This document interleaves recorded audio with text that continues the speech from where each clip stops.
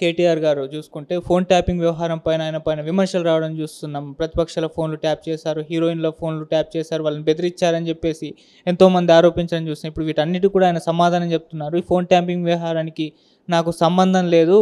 కాంగ్రెస్ ఈ phone tapping వ్యవహారం పైన కన్నా వాటర్ ట్యాప్ల పైన ఎక్కువ కాన్సన్ట్రేషన్ చేస్తే బాగుంటుంది. నేను లీగల్గా వెళ్తాను, ఫైట్ చేస్తాను అంటున్నారు సార్. మరి మీ ఒపీనియన్? ఇవి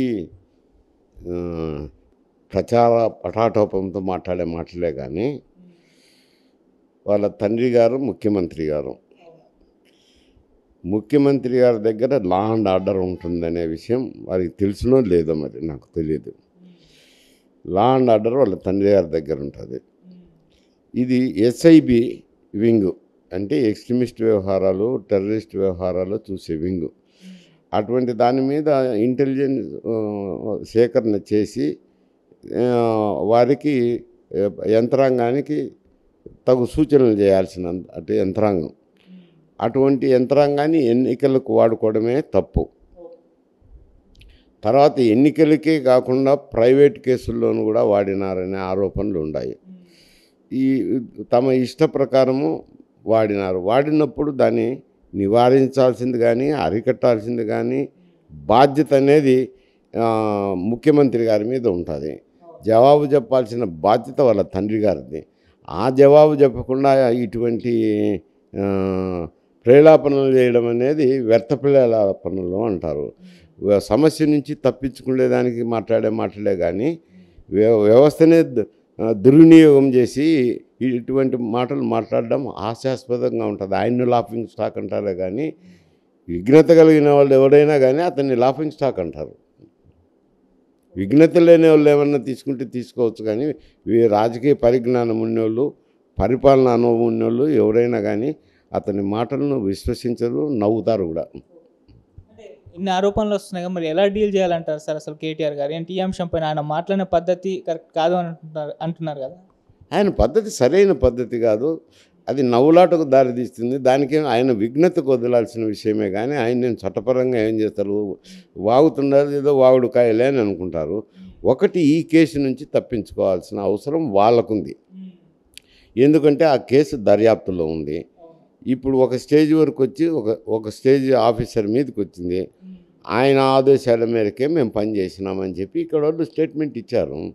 ఇప్పుడు ఆ వ్యక్తి వచ్చి ఎవరి ఆదేశాలు తీసుకొని వీళ్ళకి ఆదేశాలు ఇచ్చినారు, ఆయన చెప్పాల్సిన బాధ్యత ఇప్పుడు ఆయన మీద వచ్చింది కదా. ఎంతైనా కానీ అది తుదకు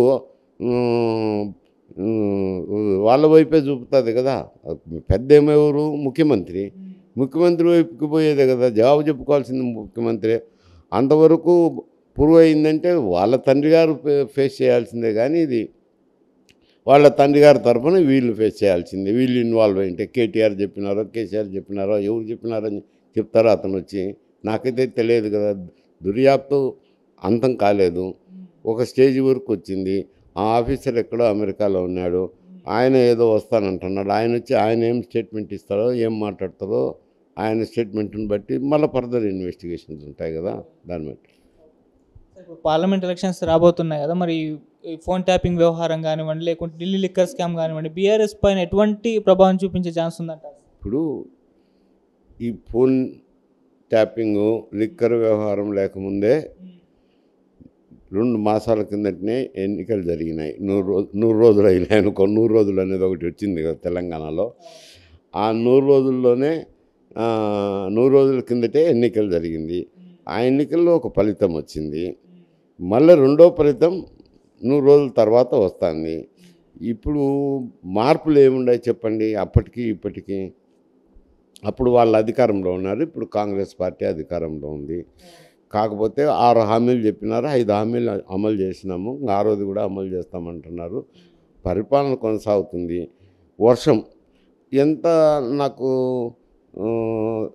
తెలంగాణలో మరి బీఆర్ఎస్ నాయకులకు కనీసము పరిజ్ఞానమైన ఉందా లేదా అనేది నాకు అర్థం కావడం లేదు. ఒక విమర్శన చేస్తే విమర్శనకు మేము గతంలో అయితే దానికి ఏం ఆధారాలు ఏమిటి కథ అవన్నీ చూసి ప్రభుత్వం మీద విమర్శ చేసేవాళ్ళం. ఇప్పుడు వర్షం కరువు కారణం కాంగ్రెస్ పార్టీ అనడం హాస్యాస్పదంగా ఉంది. ఎవరైనా చూస్తే నవ్వుతారు.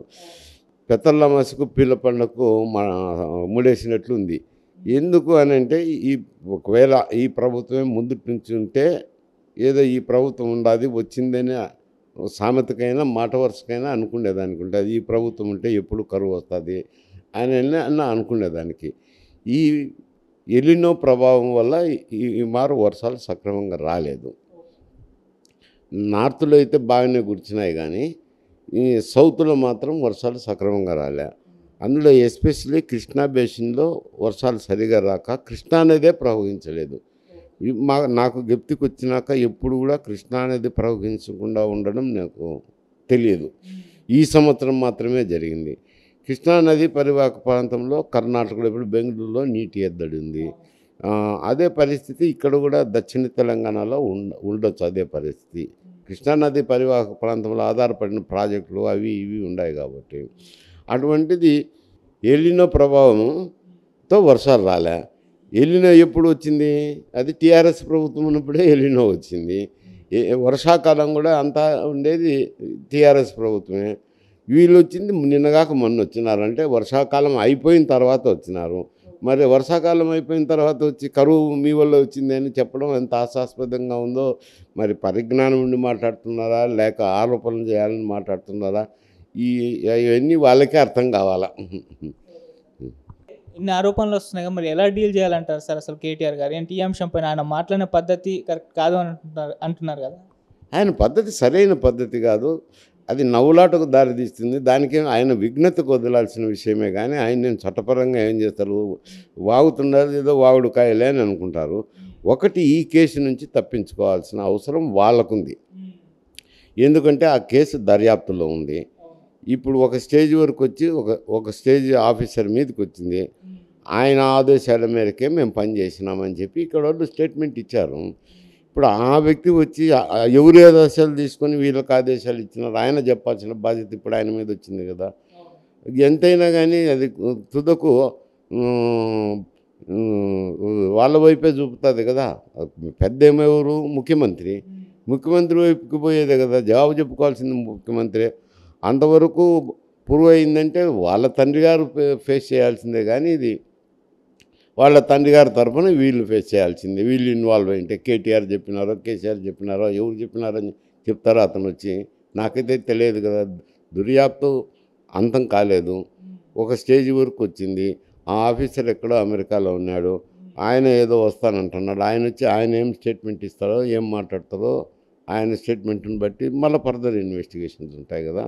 దాన్ని బట్టి పార్లమెంట్ ఎలక్షన్స్ రాబోతున్నాయి కదా, మరి ఈ ఫోన్ ట్యాపింగ్ వ్యవహారం కానివ్వండి లేకుంటే ఢిల్లీ లిక్కర్ స్కామ్ కానివ్వండి బీఆర్ఎస్ పైన ఎటువంటి ప్రభావం చూపించే ఛాన్స్ ఉందంటారు? ఇప్పుడు ఈ ఫోన్ ట్యాపింగు లిక్కర్ వ్యవహారం లేకముందే 2 మాసాల కిందటనే ఎన్నికలు జరిగినాయి. 100 రోజులు అయినాయి అనుకో. 100 రోజులు అనేది ఒకటి వచ్చింది కదా తెలంగాణలో.